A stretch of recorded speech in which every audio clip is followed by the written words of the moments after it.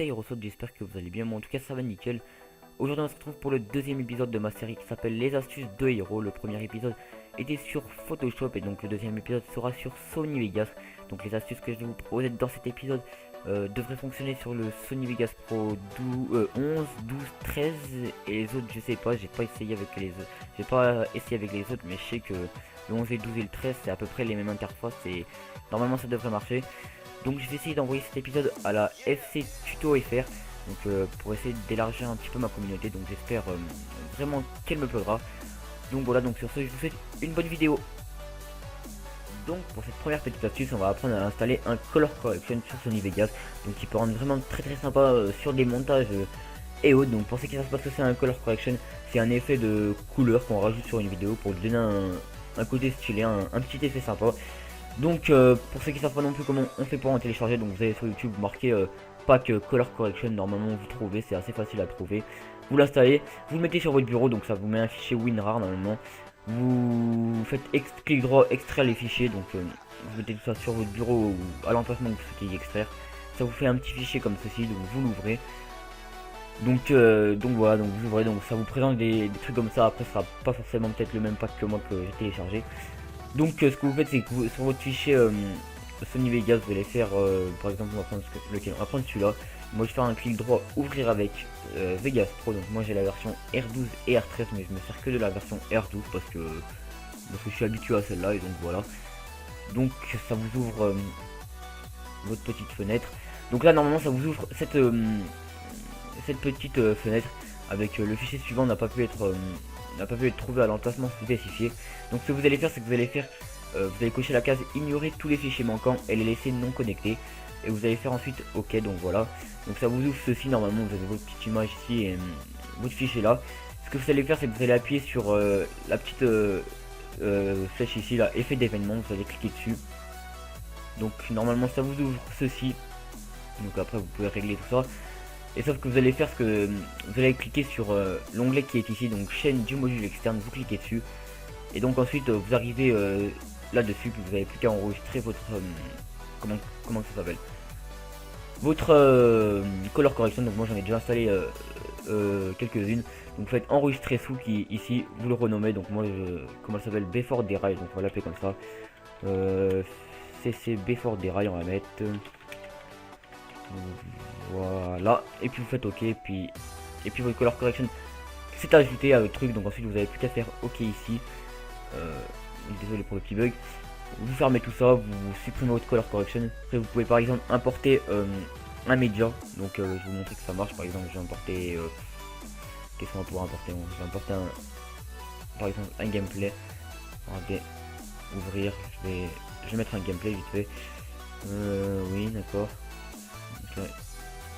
Ah, je suis vraiment con. Là, n'importe quoi. Voilà, on va la rétrécir un petit peu. Voilà, et vous avez plus qu'à ensuite là ici, quand vous avez votre petit gameplay, vous appuyez sur effet d'événement, et théoriquement ça vous ouvre directement sur la page où il y a vos color correction. Donc moi par exemple je vais mettre cette color correction, vous la sélectionnez, vous faites OK, et donc vous voyez que ça me fait un effet un peu plus foncé, vous voyez. Après vous pouvez régler bien sûr dans les paramètres de contraste et tout ça.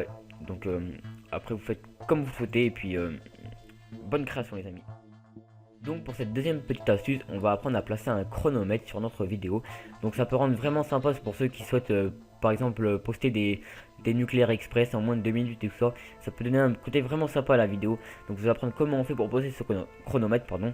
Donc quand vous êtes sur cette interface là, vous avez plusieurs onglets ici. Vous avez explorateur, transition, effet vidéo, générateur de médias et tout ça. Vous allez aller sur effet vidéo. Donc là vous voyez que ça vous ouvre tout ça, ajout de bruit, balance des blancs et tout ça. Ça vous ouvre une grande page comme ça. Et ce que vous allez faire, c'est que vous allez descendre vers tout en bas, et vous allez prendre timecode, sauf que vous n'allez pas le prendre ce qui est ici. Vous allez rester appuyé sur timecode et le glisser sur votre vidéo. Donc vous voyez que ça vous ajoute un chronomètre. Donc après vous pouvez le régler comme vous voulez. Dans le format timecode, je vous conseille de laisser 29,97 IPS, c'est 29 images par seconde. Pour moi c'est ce qui est le meilleur. Après vous pouvez bien sûr le régler comme vous voulez, donc vous pouvez le mettre à gauche, en bas, au milieu, partout où vous le souhaitez. Après le mieux pour moi ça reste en bas à droite. Vous pouvez bien sûr régler la grandeur, la taille et tout ça, en largeur, en hauteur.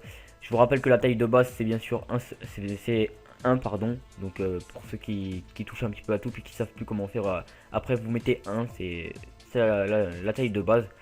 Et donc vous voyez que ça vous met un petit chronomètre. Donc quand je fais play, hop là vous voyez que le chronomètre il défile. Ça bug un petit peu parce que Sony Vegas, parce que Camstasia ça fait ramer un petit peu mon PC. Donc voilà, donc c'était tout pour cette deuxième petite astuce. Donc pour cette astuce on va apprendre à accélérer, ralentir et faire un effet de pause sur votre vidéo. Donc c'est vraiment tout simple. Donc tout d'abord vous allez importer votre clip. Donc moi en l'occurrence j'ai importé mon introduction.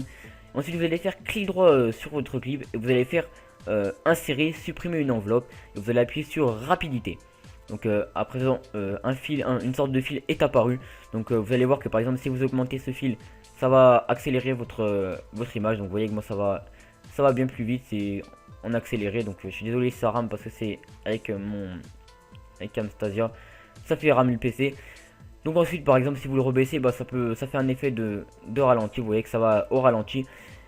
Et donc si vous voulez être vraiment plus précis par exemple, vous pouvez vraiment vous faites par exemple clic droit sur le fil et vous allez faire par exemple là vous voyez vous pouvez faire par exemple définir rapidité sur 300, sur 200 normal. Et pour faire un effet de pause vous allez appuyer vous allez faire donc clic droit sur le fil clic droit sur le premier point et donc faire définir sur 0% la rapidité. Et donc là vous allez voir que si je fais pause, si je fais play pardon, rien ne va se passer.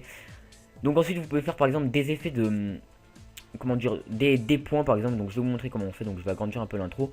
Donc par exemple là on va faire vous allez faire double clic à un endroit. Donc par exemple là je vais faire un double clic. Donc ce que je vais faire c'est que là on va faire on va baisser la rapidité. Ensuite là je vais refaire un double clic ici et je vais la monter.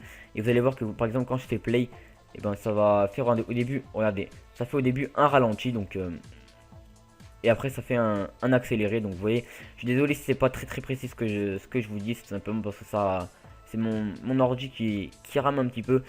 Donc j'espère que vous avez compris le truc. Après pour faire l'effet de pause, je vous répète, voilà c'est tout simple. Vous faites des points, après vous pouvez régler comme vous le souhaitez, il n'y a pas de souci là-dessus.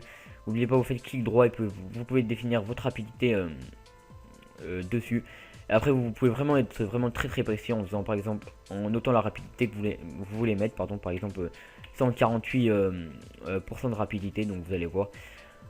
Donc voilà, donc j'espère que cette petite astuce vous aura plu. Donc pour cette dernière petite astuce on va apprendre à faire un rendu de qualité. Je sais que pas mal de personnes savent le faire, mais il y a encore des personnes qui se demandent comment on peut le faire. Donc moi je vais vous montrer comment j'enregistre. Donc tout simplement vous allez, une fois que vous avez fini votre montage, vous sélectionnez votre clip, votre montage, donc comme ceci. Vous faites fichier, rendre en tant que. Et donc là vous avez vraiment plein de possibilités de rendu. Donc ce que vous allez faire c'est que moi je prends main concept AVC/AAC. Donc vous l'ouvrez. Et là ensuite vous prenez internet HD 720p. Donc c'est ce que j'utilise, je prends du 720p. Et ensuite dans personnaliser le modèle, donc vous voyez que vous avez vous avez vraiment tout ça, donc ça vous touchez pas. Dans rapport pixel moi je laisse ceci. Et dans maximum de bits vous mettez 16 millions. Et dans moyenne bits vous mettez 8 millions. Et puis normalement c'est tout bon, il n'y a pas de souci là-dessus. Ensuite vous faites OK et vous n'avez plus qu'à faire rendre. Et donc votre rendu est assez rapide. Donc moi vous voyez que c'est déjà fini. Donc je vais l'annuler parce que j'en ai pas besoin. Donc voilà. Donc j'espère vraiment que les astuces vous auront aidé, mais c'était vraiment des astuces toutes simples. Donc voilà, donc j'espère encore que la FC Tutor FR vous aura bien uploadé. Donc sur ce, moi je vous souhaite une bonne fin de journée. Ciao, bye bye.